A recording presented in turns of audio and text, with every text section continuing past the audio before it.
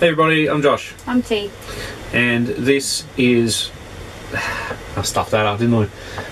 What are we calling this? What do we have it all? Oh, we're going to do this in one take. Yeah, well we are. I'm Josh. I'm T. And today we're going to do a Q&A. We're going to do a Q&A for... No, do it again. Do it again. Do it again. Hey everyone, I'm Josh. I'm T. And today we're going to do a Q&A on our AVan Cruiseliner. This video is going to be a little bit different. We're going to try and do this as much as we can in one take. No intros, no cuts, no nothing. Just going to go for it and see how we go. As always, if you're enjoying our content, please do like, subscribe, share the video. Don't forget to hit the notifications so that you get updates for our videos. So we recently put a post up on Facebook for a Q&A with our Cruiseliner. We have a 2023 AVan Cruiseliner Adventure Pack, not the Adventure Plus. And in particular, we were talking about our off-grid stuff, and we got some good questions from lots of people. And today we're going to take an opportunity to answer them. Some of the questions relate to the solar and the power install in the van, some don't. Some are related to other things. Where we need to get extra shots, we'll grab extra shots afterwards of so that we can flash them up as we need them. So the first question we've got is how do we store our things? It's a bit of a tight fit. Yes, we certainly have to downsize a lot of things. We can't just hoard whatever we want. We do have to be space savvy. So Josh and I generally pack what we need under the bed. Obviously, depending on how long we're going to be away for, we just pack enough, you know. So if we're on a big trip, say like a week's trip, obviously we'll stop at places where there's a laundromat or something, and we can just top up our clothes there. But generally, we only pack about 2 or 3 days worth of clothes. Yeah, so that's clothes, toiletries, all that kind of stuff sits in a couple of plastic boxes under the bed. In the section that goes to the right hand side, which goes outside, that's actually our power cupboard, so that's where all the power and everything is stored. When we've got the kids bunk goes in there. Some of our Ryobi batteries, we've got a bug zapper, and the diesel heater is also mounted in that cupboard. In the cupboard next to T, we have our miscellaneous stuff, so that's got bug spray, medications, garbage bags, all that kind of stuff is in there. The cupboard in the middle at the end of the bench, we weren't using until relatively recently. It's a difficult cupboard to get to. In that cupboard now, we have all of our spare linen. My laptop bag and stuff is just in there. Yeah, so the kids' sleeping bags, spare blankets, all that kind of stuff is in there. The cupboard, which is on the right-hand side, if you're looking towards the front, is our pantry. So that's got all of our food, spices, stuff for cooking, etc. Generally what a pantry is. Yeah.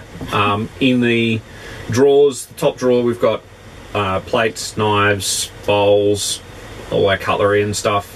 The second drawer has our cooking stuff, so pans, pots, cooking utensils. Try to keep it fairly light, you know, one pot, one pan, one pair of tongs, one spatula. If you think about what you actually need to cook with, you probably don't need as much as you think you do.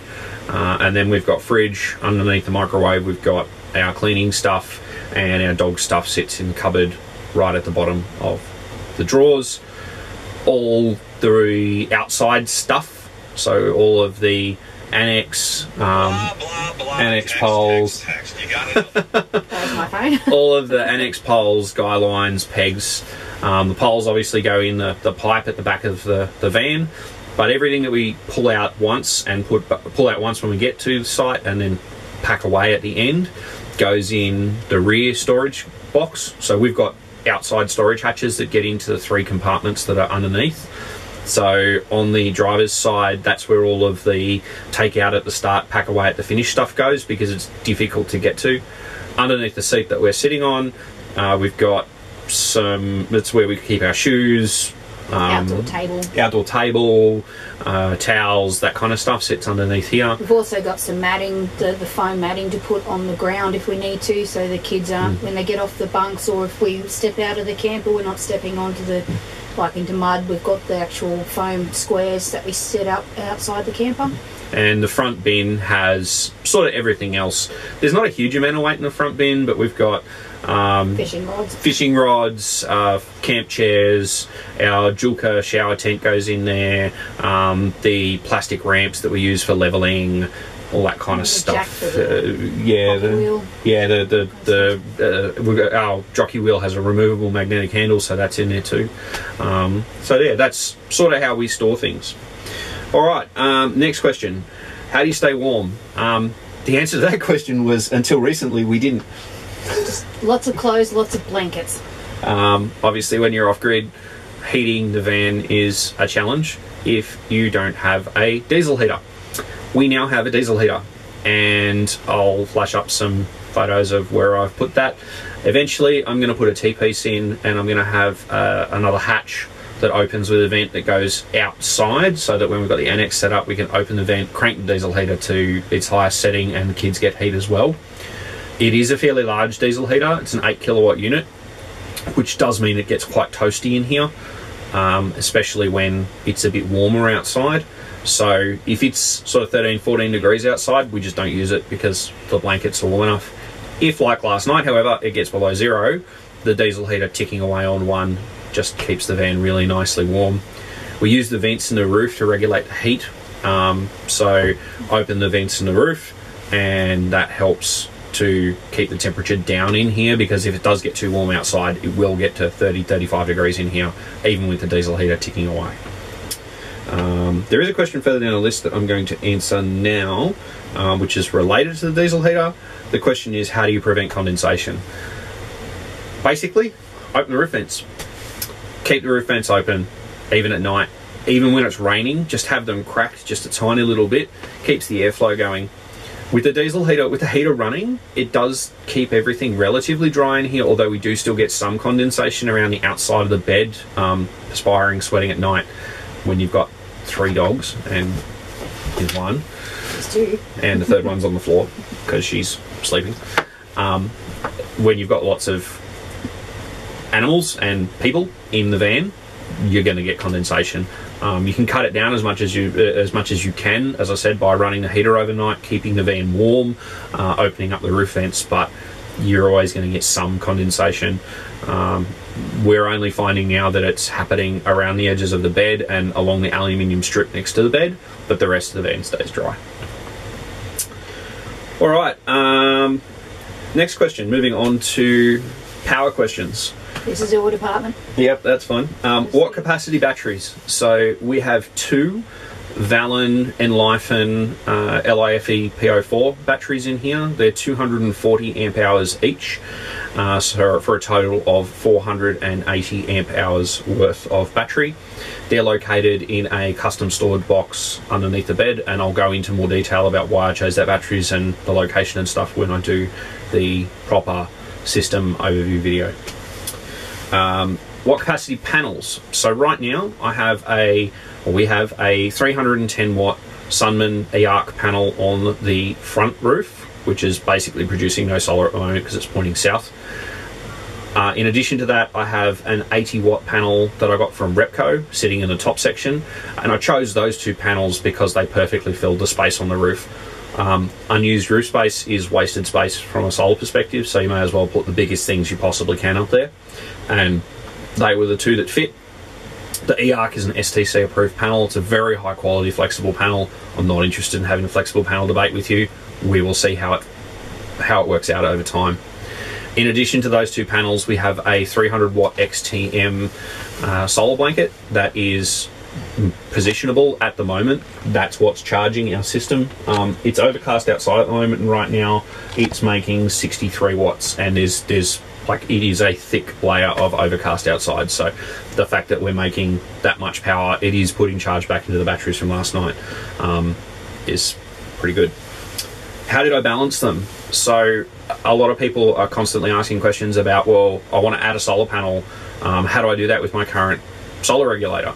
The short answer to that is, if you've got 2 different panels, run them into 2 different regulators. Unless you're putting identical panels in series or identical panels in parallel, you will always end up with some kind of degradation. I'm running individual solar controllers for each solar panel or solar input in the van, and that's how I balance them. The answer is I don't. Why do you need so much battery?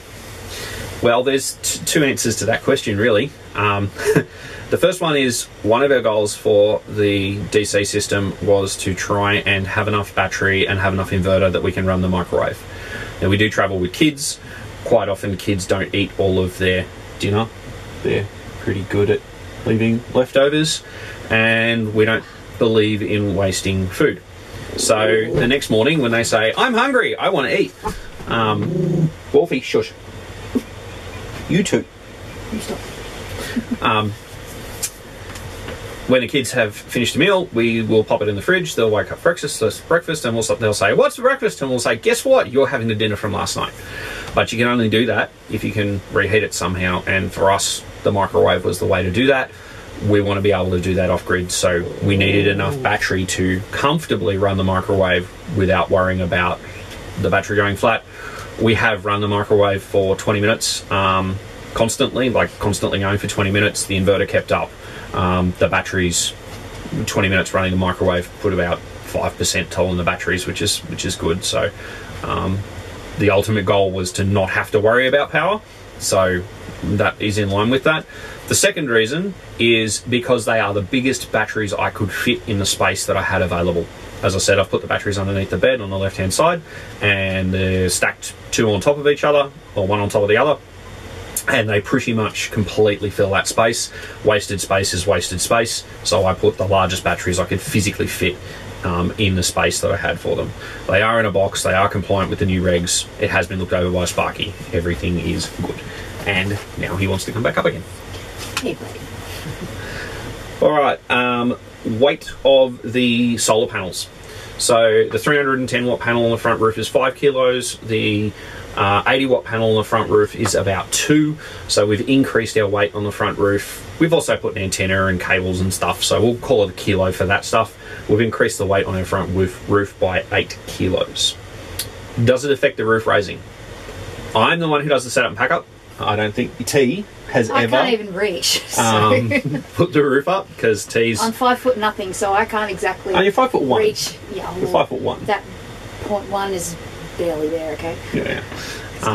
And I'm 6'1", so I put the roof up and I pull the roof down, and I haven't noticed a difference at all in putting the roof up or pulling it down. All right, the next question is, can you run an induction cooktop?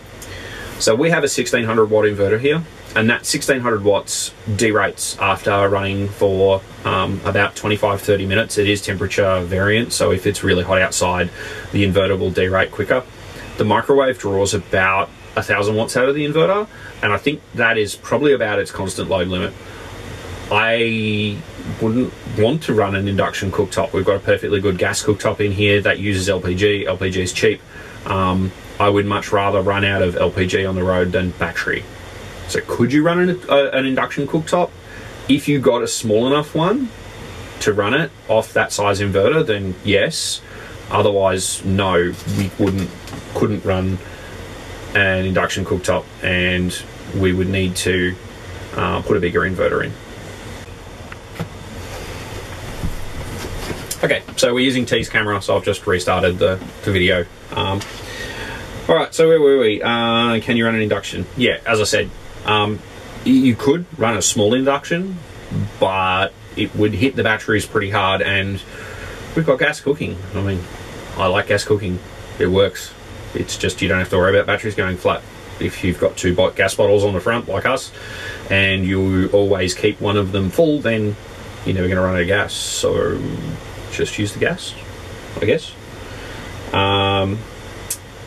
How much has it cost you? Have a look at my system overview video, which will be coming out in a few weeks.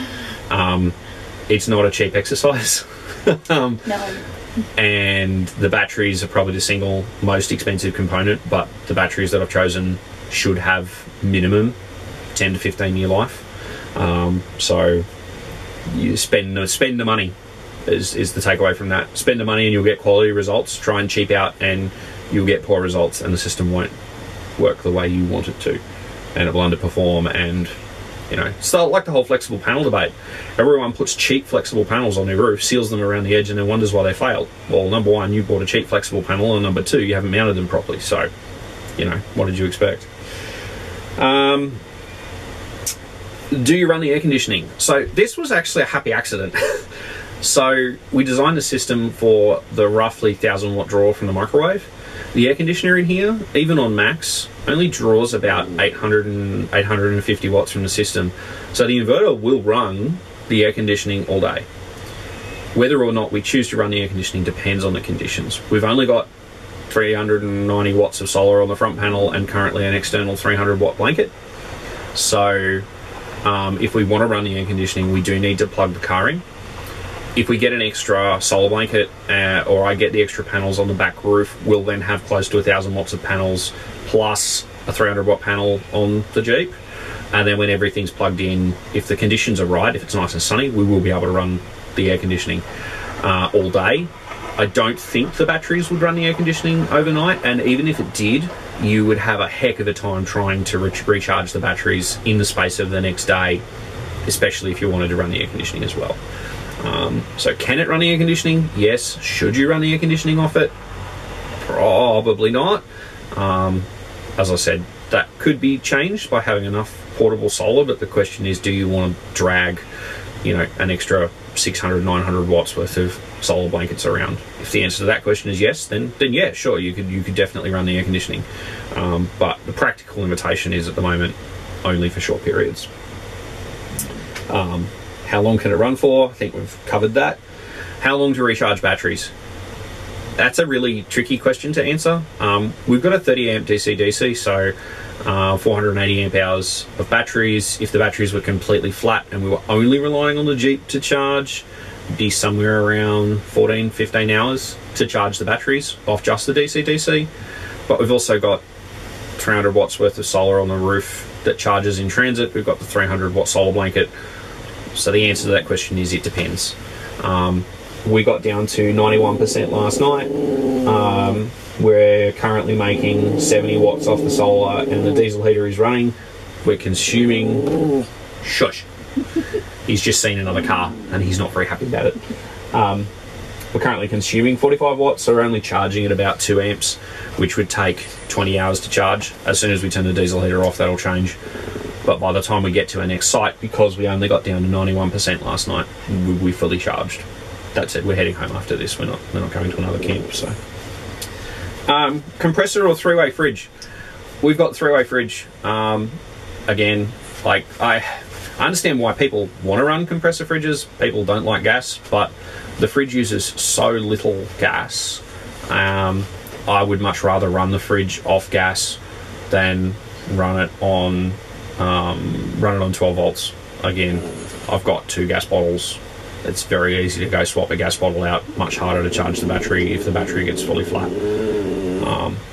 You know, to recharge, to get 7 more days or 2 weeks worth of fridge running, all I've got to do is pay $20 and swap a gas bottle over. If my batteries go flat, charging those batteries from flat is a much bigger exercise, especially if you don't have access to 240 volt power. Can someone inexperienced do this? I mean, absolutely no offense when I say this, but if you have to ask that question, the answer is no. Putting together a solar system like this is quite complex. There's a lot of things to consider. There's a lot of cable sizing maths, a lot of voltage drop considerations. You need to understand how to mount things. You need carpentry skills. You need electrical skills. And in some cases, you need computer skills to be able to program everything, network it all together and make it all work. If you're not sure how to do this, my advice to you would be consult a professional. I've not done the entire system myself. All of the 240 volt stuff has been done with my Sparky, who's looked over the system and certified everything. I did all the low voltage side, I did all the mounting of everything, I built the battery box, and he came in and sorted out the 240 volt side of things for me. How do you prevent condensation? I already covered that earlier. How do you drain the water tank? We'll cut to an outside shot. There's a drain outside, you turn the tap and the water tank drains. We've only got a single tank in this, not the dual tanks. I know some people have trouble with the dual tanks. We've only got the 90 litre tank. So one of the questions was, how do you drain the water tank? Just behind the driver's side wheel, little valve. You reach under, you turn it, and it drains. How do you lower the legs? We've got the standard Alco sort of twist legs, so we'll cut to a shot of lowering those. Alright, so we have the Alco legs, put them down, grab the red handle, pull it out, pivot it down, push it back in. Put the winder in, and crank it down. I'm not going to go all the way down because we're packing up. Push it back up, pull out, push it up, push it back in. If that red handle won't come out, one of these pins is bent. You can service them yourself. If you're not mechanically minded though, take it to a caravan repair place. They can replace the pins fairly easily. So that's all the questions that we've got. I hope this has been helpful and answered some of your questions. We do have in the works a video showing how we put the annex up. We haven't got the walls on it this trip, so we're just going to show you how we put the annex up without the walls. The next time we go traveling with the kids, we'll do a full setup video with the walls and everything. We have also got a proper power system overview video coming in where I'll actually talk about the batteries, why we chose those batteries, details of the inverters and the chargers and where everything's mounted and how it's mounted. We'll talk about that. We do have a question for you though. What do you do about a mirror? Because T likes to brush her hair in the morning. I mean, I do too. I got long hair as well. But I just brush it blind. I don't care. T likes to have her hair the way T likes to have it, and I've always got to stand there holding a mirror. So we haven't figured that one out. So if you've got any tips for us on how you put a mirror in here, maybe you put a hook up somewhere and hang it up, or maybe you stuck something on the wall somewhere, I'd like to see what you do for a mirror. As always, if you have any comments, if you disagree with us, feel free. Tell us how you go about doing things. Just because this is the way that we've done it doesn't mean that it's the way you should do it. There are a lot of polarizing topics here, like induction versus gas. A lot of people don't want gas in their vans at all because they believe it's dangerous, and everyone's entitled to their own opinion. We're not of that opinion. We love the gas. So, yeah. That gas. Yeah, puppy stink gas is not good gas. Not that gas. Not that gas. That gas stinks. You don't care, do you? You're like, I will fart, and you will bathe in my fart. Confined space with 3 dogs. Yeah. You do not want to bask in that ambience, I tell you now. Yeah, if you're going to travel in an AVan with dogs, you better be used to dog farts, because they will happen. And it looks like the dog's into play. So anyway, thanks for watching. I really do appreciate it. If you could like, subscribe, share the video. We do have a few more van videos coming up and some fall driving stuff too, so I appreciate everybody taking the time to watch. And if you have any questions or comments, please leave them below. Don't forget, like, share, subscribe, click notifications. This has been Josh and T with our Q&A on the honeypot. Thanks for watching. Cheers. Hooroo. Slight tip, well, not a slight tip, major tip, make sure the tap is down before you turn it on. All this happens. Dying.